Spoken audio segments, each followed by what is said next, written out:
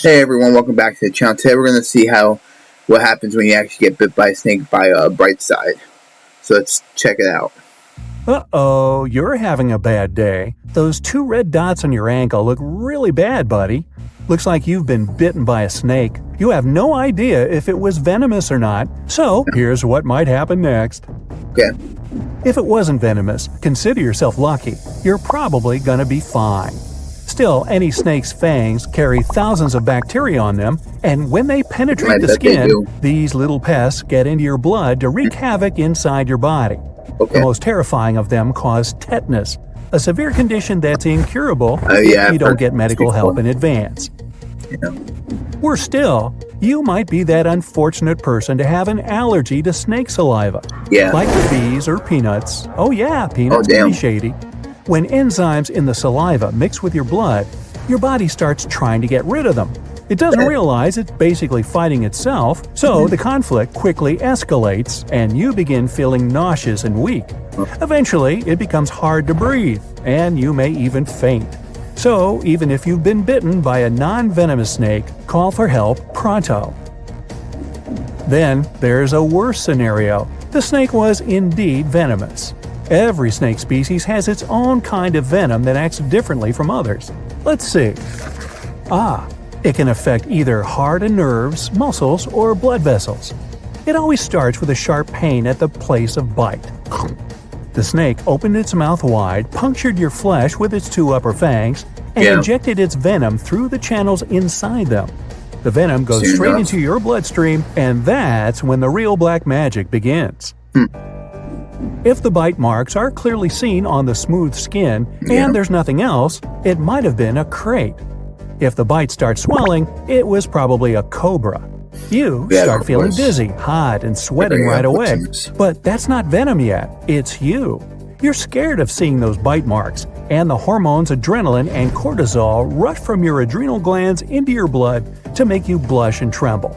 Your heart's beating faster now, helping the venom spread more rapidly. Soon, you'll start feeling stomach pain and cramps. The toxic enzymes in the snake's venom are reacting with your blood, getting to internal organs and muscles. Okay. They're all close to each other, so the toxic stuff hits them quickly and aggressively. And when the venom has gone through your liver, kidneys, and heart, which takes about 15 minutes, it spreads to the nerve endings. It's at this point you begin losing touch with reality. Literally. At first, your eyelids will become increasingly heavy. Eyelid muscles are some of the smallest in the body and have few nerves, which makes them an easy target for venom. Then the toxins go on and on through your circulation, filling your smaller blood vessels like a sponge. And as they do, nerves stop functioning from your head down because they're controlled by the brain. It's just getting worse, isn't it? From your eyes, the numbness spreads across your face. Your lips and cheeks become tight, making you look as if you're annoyed with something. Within an hour or 2, you will lose the ability to speak and see. The nerves in your face will have turned off completely. But the effects of the bite will go further down, short-circuiting your tongue, lower jaw, neck, diaphragm. Oh boy. When this happens, unfortunately, you're almost beyond rescue. If the diaphragm stops responding, your lungs can't function properly and you stop breathing. And we really shouldn't do that. If you're lucky enough, though, the bite could be light, and then the numbness will not affect your vital systems. It'll still spread from the head down your whole body, but won't be able to get deep inside, going through your top layers, so to say. You might lose feelings in your fingers and toes, your skin, and even be unable to move properly. But if you can see and breathe, the symptoms might go away by themselves in a few days. Don't bet on that though, and call the ambulance as soon as you realize something's wrong. Finally, all this may be completely irrelevant to you, because what you feel is not numbness, it's heartache. Both cobras and elapids have a type of venom that goes straight for your heart. When it gets there, and that's pretty soon, it might make the main muscle of your body beat faster or slower, as well as causing irregular beating. This is a huge strain on your heart. You know what to do. Other muscles can also be affected, especially by sea snake venom. It has special toxins that target muscles, and as your eyes get heavy, you might also feel cramps. first in your stomach and then rapidly spreading to your arms, legs, and chest. You will have trouble moving because your muscles will grow stiff, and touching anything will become an ordeal because of the tenderness. In the end, the venom may make you lie in bed and wait until it goes away. If it goes away. Boy, let's just pile on, shall we? Now, if you look at the bite mark and see it swelling and there's blood from the 2 punctures, it means you've been bitten by a viper. This venom acts differently and is even more terrifying. Oh gee. Its molecules are larger and can't spread so quickly in the bloodstream. That's why they head for your lymph nodes and act from there. As a result, the venom is slow and painful.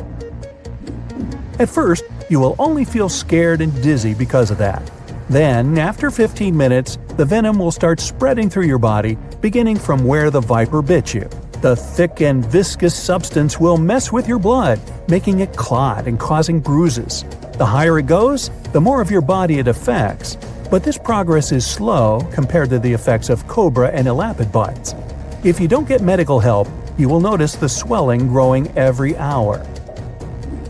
As the venom works its way through your lymph, it will make it go against you, causing even more swelling. Lymph is your body's primary defensive barrier. It's a fluid that contains white blood cells which fight diseases. Venom gets into their ranks and causes disarray. White blood cells attack it to no avail, and it spreads ever further. And when the vile thing reaches lymph nodes, they swell, desperately trying to get rid of the intruder. Production of lymph increases, and the bitten part of your body gets more swollen by the hour. Depending on the potency and amount of venom, your limb will grow twice in size by day 2 or 3 from that bite. Since we're talking about your ankle, it's your whole leg that will get afflicted, foot to hip. You won't be able to walk, of course, and sitting will also be off limits. The only hope at this stage is to lie in bed and try not to move. Even this late, there's still a chance your body will cure itself. But if there's any possibility to get you to the hospital, what do you think? Yeah, you should still do it. Yeah, what the heck? I feel like you should still do it even if you get bit by When bitten by a snake, you might panic and do it all wrong. So increase your chances of survival by calming yourself down. Fear will make your heart beat faster, pumping blood through your body, and with that, the venom. It still needs time to reach your circulation, so stay calm and lie down, keeping the bitten limb below your heart. Gravity will do the job then. Don't ever try to suck the venom out of the wound. It spreads too rapidly for you to help yourself.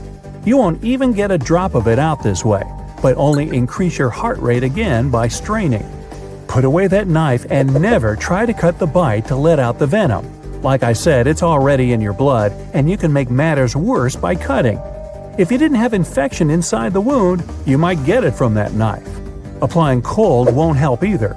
Cold restricts normal blood flow, making venom stay where it is and doing more damage to a single place. Venom might also make tissues more vulnerable to frostbite. You could end up losing a limb. Same goes for tight bandages and tourniquets. When blood flows freely, it lets the venom spread, of course, but also dilutes it, making the substance less potent. The bite might not be as dangerous as you think, but by applying a tight bandage, you can triple its power. Yeah. Hey, look, you made it! You're in the good place. Wait a minute. Uh-oh, never mind. It's almost midnight. Your room is dark, it's quiet around, and the temperature is just right. You're about to drift off when you hear the worst sound ever. Ah, this buzzing. Mosquitoes have tracked you down again. What's so tasty about you that these bugs pick you over all other people in the room every single night? You're such a sweet guy? Think again. It might be about your blood. There's some proof that people with type O blood are the most popular among mosquitoes. The next preferred blood type is type A. Is this like Mosquitoes are great learners. They know how to connect some cues. For example, your smell with how delicious your blood is. If they like it, they might visit you again and again. Mosquitoes' penchant for picking you over others might not be about your blood. These buzzers are extremely skilled hunters. They pick up on the chemicals your body gives off. Their antennae have more than 70 different receptors. With their help, a mosquito can detect carbon dioxide in your breath from hundreds of feet away. Wow. When you work out or run, you produce more carbon dioxide. Mosquitoes detect such changes in the air. As soon as they realize you're nearby, they move closer. These insects can also be attracted to certain compounds your sweat contains. These compounds can make you smell in a specific way, which can lure the buzzing bugs. Mosquitoes' favorite compounds are ammonia and lactic acid. Yum! Really? Now, whether an insect likes your smell or not also depends on your genetics and the bacteria living on your skin. If some of your relatives get bitten by mosquitoes more often than other people, you might have the same problem on your hands. As for bacteria, the more diverse the molecules living on your skin are, the less attractive you are to mosquitoes. Interesting. Your body generates heat and creates tiny amounts of water vapor close to your skin. How much exactly depends on the temperature around. When a mosquito gets closer to you, it analyzes the level of heat and the amount of water vapor. Only after that, it decides to bite or not to bite. That is the question. Scientists have discovered that mosquitoes prefer their food source, that's you, to be of a certain temperature, not too hot, not too cold. Researchers aren't sure why, but mosquitoes seem to be attracted to people wearing dark clothes. It might be because these insects can hardly fly when there's even a light breeze. Then they try to stay closer to the ground. From down there, they spot people by comparing their shadows to the horizon. Light colors blend in and dark ones stand out. That's why, if you're dressed in black, you become a desirable prey. It's also easier for mosquitoes to notice a moving object. Motion sets it apart from its surroundings. By scurrying around or gesticulating a lot, you give yourself away. But unless you're ready to spend the summer dressed in all white and sitting still, you'll have to endure skeeters' attacks. Oh, by the way, the recommendation to move as little as possible is rather controversial. Mosquitoes are smart critters with a surprisingly good memory. If you start brushing them off or try to swat them, they'll remember your scent. And then they'll avoid you for at least 24 hours not to get in harm's way. They'll hunt someone else instead. Now, in case you're asking, rain won't protect you from these buzzing predators. The average raindrop is more than 50 times heavier than a mosquito. Yet the tiny insect manages to fly around without any problems. For comparison, if it was a Boeing 747 that collided with a raindrop 100 times its size, it would have more than 2,000 tons of water crashing down on it. There would be no hope for the poor aircraft. Some people believe that mosquitoes are fast enough to dodge raindrops. In reality, these insects move too slowly to get knocked down from the sky. Their average flight speed is no more than 1.5 miles per hour. If mosquitoes had to take part in a race, butterflies, honeybees, and plenty of other insects would leave them far behind. At the same time, this speed is still high compared to the skeeter's size. If you were that fast, you'd move at 200 miles per hour. In any case, even though mosquitoes travel unhurriedly, their mass is so small that a raindrop doesn't splash after the collision. It flows around the bug without interrupting its flight. The only thing that can protect you from being bitten is the wind. If it's faster than 1 mile per hour, mosquitoes can't fly. They prefer to feed at dawn and dusk. That's when the wind usually calms down, and it gets more humid. If you have an opportunity to stay inside at these times, you'll save some blood. If a mosquito finds an uncovered patch of skin, it'll definitely go for it, but their preferred spots are around your head and feet. Scientists believe it has something to do with your body's temperature and the number of sweat glands in those places. When a skeeter bites you, it literally risks its life. It needs almost 3 minutes to get enough blood to feel full, and how successful the process is depends on the insect's luck and its saliva. The most difficult part is the moment when the mosquito pierces your skin.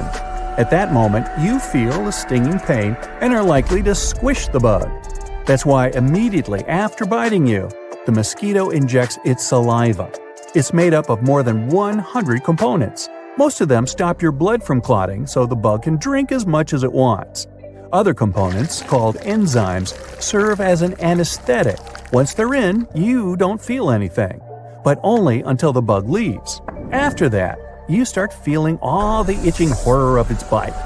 If you feel like scratching the offended spot non-stop, you're allergic to mosquito enzymes. But it's nothing to worry about. Most people are. By the way, the ones that leave itchy red bumps on your skin are female mosquitoes. Diseases as Males stick to vegan products like fruit and nectar and wish you no harm. There are many mosquito species you don't have to be worried about. Not only do their males feed on nectar, females' diets is pretty much plant-based too. The only time when they might go after you is when they're ready to reproduce. Your blood contains proteins, liquids, and other nutrients needed for their eggs to form. Some mosquitoes won't bother you because they're only interested in animals. There are bugs that bite only birds and those that feed on amphibians and reptiles. So don't get surprised if one day a mosquito lands on your pooch and ignores you. Most skeeters get born in damp places and stay there throughout their lives. Females need just a few inches of standing water to lay eggs. Some species even breed in puddles left after rainstorms. After tiny larvae grow up, they keep living in the area. But then there are salt marsh mosquitoes. Unlike the rest, which can travel no more than 3 miles, these fly huge distances, up to 100 miles. That's how picky they are about the place to settle down.